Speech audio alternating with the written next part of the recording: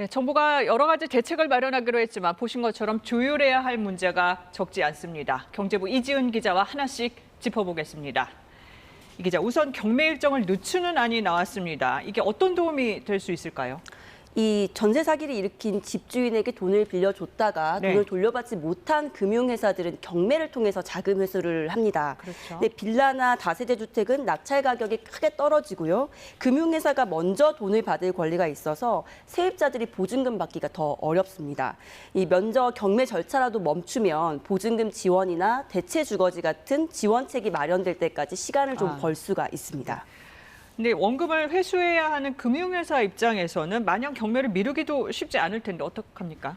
일단 공공기관이 이 피해 주택의 채권을 가지고 있는 경우에는 그나마 협의가 어렵지는 않습니다. 네. 실제로 한국자산관리공사는 현재까지요, 인천 미추홀구 소재 주택 50여 건의 경매 일정을 연기했는데요.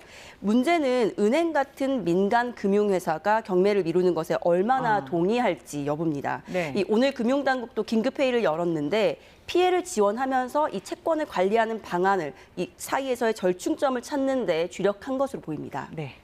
그리고 피해자들이 요구하는 우선 매수권, 이것도 같이 추진하는 겁니까? 네, 이 경매를 늦춰달라는 피해자들의 요구도 있지만 한편에서는 경매를 통해서 집을 낙찰받고 싶다라는 피해자들도 있거든요.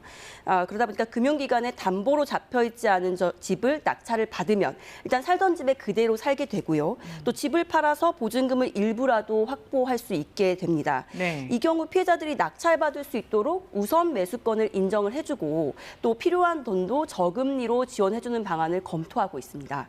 그러나 다른 경매 참여자들과의 형평성 문제가 불거질 수 있고요. 또 우선 매수권을 인정해줄 법적 근거가 없다는 점도 걸림돌입니다. 네. 피해자들 입장에서 경매를 늦추고 우선 매수권 인정해 주는 걸로 충분할까요? 이 피해자들 입장에서 가장 시급한 건 결국 전세 보증금을 완전히 돌려받을 수 있느냐, 이게 가장 중요한 문제일 그렇죠. 텐데요. 이 경매 유예나 우선 매수권 행사는 시간이 너무 오래 걸리고요. 또 근본적인 해법이 되기도 어렵습니다. 그래서 네. 이 정부가 금융사에게 이 담보가 잡힌 주택을 사들여서 이 예산이나 기금을 편성한 다음에 세입자들에게 보증금을 돌려주는 방안이 하나의 대안으로 거론이 되고 있습니다. 내일 예정된 국토부 장관의 기자 간담회에서 아마 구체적인 안이 나올 것으로 보입니다. 이 부분 지켜보기로 하죠. 이지은 기자, 잘 들었습니다.